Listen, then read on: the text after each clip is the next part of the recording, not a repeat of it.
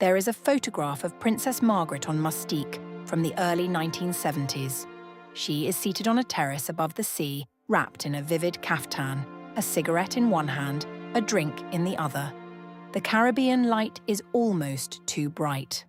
The water below is a flat sheet of turquoise. Around her, people are laughing just out of frame, music drifting up from somewhere you cannot see. Margaret is wearing enormous sunglasses. Behind the dark lenses, you cannot see her eyes. From a distance, it looks like everything she ever wanted. Warmth, colour, escape, adoration. But if you look just a moment longer, there is a stillness about her, as if she has slipped gently out of the party, even while sitting in the middle of it. That woman on the terrace did not arrive in paradise by accident. To understand how she got there, you have to go back. Back to the glow of a May morning in 1960 and a bride who thought she had finally outrun the loneliness of the palace. When Princess Margaret married Antony Armstrong-Jones, it felt, to many, like a small victory over fate. Only a few years earlier, she had been told she could not marry Peter Townsend, the divorced equerry she loved. The government said no. The Crown had said no. The Church had said no. The newspapers had wrapped it all in the language of duty and sacrifice, but for Margaret it was simple. She had lost the man she wanted.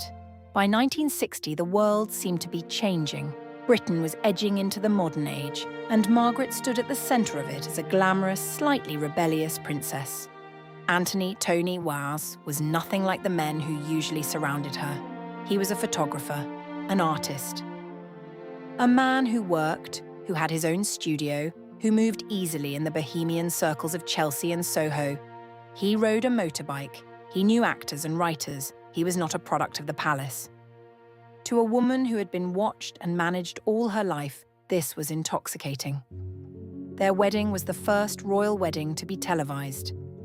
Millions watched as she walked up the aisle in her Norman Hartnell gown, the Poltimore tiara blazing under the lights. On the surface, it was the perfect fairy story. The princess and the modern artist, bringing the monarchy into a new age.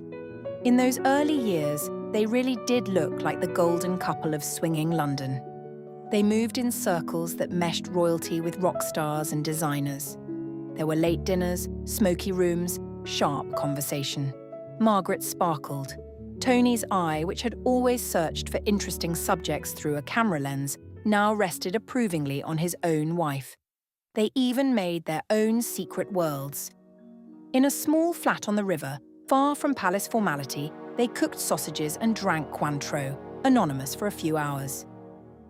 At Kensington Palace, apartment 1A became a stage for Tony's taste. Strong colours, modern furniture, bold art. It felt, at last, like a home that was hers, not an inherited museum. Tony captured her in a famous photograph, Margaret in the bath, naked beneath a sea of bubbles, wearing only a diamond tiara. It was playful and intimate, mixing regality and mischief. She looked utterly at ease. For a time, she could believe the old story had been rewritten. She had chosen love on her own terms. She had escaped the narrow corridor between duty and disappointment. Yet, even in this golden period, small cracks began to show. On their Caribbean honeymoon aboard the royal yacht Britannia, they were invited to visit a tiny, half-developed island called Mustique. It belonged to Colin Tennant, a wealthy, eccentric friend of the family. Tennant offered Margaret a choice of wedding present, a glittering piece of jewellery from Asprey, or a rough, scrubby piece of land on this mosquito-ridden island. Margaret did not hesitate. She chose the land. For her, Mustique was a promise, a place that could be entirely her own. For Tony, it was something else. The gift had been offered only to her. It was a reminder that, however modern their love story seemed, the real power still rested with the princess, not the photographer. He smiled for the cameras. But inside, he did not forget. It was a small moment. one of those tiny slights that can lodge in a marriage and slowly begin to grow. Back in London, the performance of happiness continued. But inside apartment 1A, the air changed. Tony's quick wit, so delightful in company, could be devastating in private. The teasing that had once felt playful took on a sharper edge. He began leaving notes for her to find. Cruel little missives, written in his neat hand, slipped into gloves or left on the piano. One read, "You look like a Jewish manicurist and I hate you." Another listed reasons he disliked her. They were petty and they were poisonous. Margaret, who had been raised in a family where affection was often expressed through humour and teasing, suddenly found that the jokes no longer felt safe. She began to tread carefully. There were affairs too, his and in time hers. There were late nights when he did not come home, and strained mornings over breakfast where every word felt like stepping onto thin ice. In public, they remained the glamorous Snowdons, smiling at premieres, hosting elegant dinners, raising 2 beautiful children.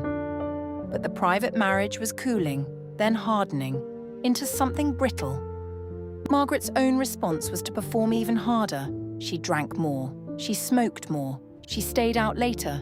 The jokes became sharper, the laugh a little too loud. The image of the hard-drinking, chain-smoking princess began to form. Part mask, part armor. In 1981, when she appeared on Desert Island Discs, listeners heard a woman who sounded guarded and faintly bored. Her answers were short. Her voice carried that famous, elongated royal drawl, but there was a distance in it, a sense that she had learned, over long years, that her words were not entirely her own. The girl who had once wanted to sing and dance and love freely now sounded like someone who had retreated behind a wall. The loneliness she had tried to escape by marrying for love had found her again, inside her own home. But Mustique, when she returned to it in the late 1960s and early 1970s, offered something the palace could not. By then, her house on the island, Les Jolies Hauts, had been built by her uncle, via marriage the designer Oliver Marcel. It was a dream in stone and stucco. Broad verandas open to the sea breeze, rooms painted in soft pastels, lamps that cast honeyed pools of light in the evening. Here there were no court circulars, no photographers waiting at the gates. Here she could throw open the doors, walk barefoot, and let the sea air tangle her hair. The parties were legendary. Guests arrived by small planes and boats. There was music, laughter, dancing by the pool. Photographs from those years show Margaret in flowing caftans, a drink in hand, surrounded by friends. But the island was more than a place to drink and dance. It was a refuge from humiliation. A place where she did not have to walk on eggshells. Where she could decide who came and who did not. It was on this island, in 1973, that she met a young landscape gardener named Roddy Llewellyn. He was in his 20s, sun-browned, with an easy, gentle manner. He was not grand, he was not powerful. He was, in many ways, the opposite of Tony. To the outside world, later, it would be an easy story to caricature. The middle-aged princess and her young lover. But to understand why Roddy mattered to her, you have to look at what he offered. He was kind. He listened. He did not compete with her. He did not cut her down with a line at dinner and then expect her to laugh. For Margaret, who had been on the receiving end of razor-sharp wit for so many years, simple kindness was revolutionary. With Roddy, she could be unguarded. She could be silly. She could be vulnerable. Their relationship blossomed in the heat and privacy of Mustique's gardens and verandas. It was, in its way, a quiet rebellion.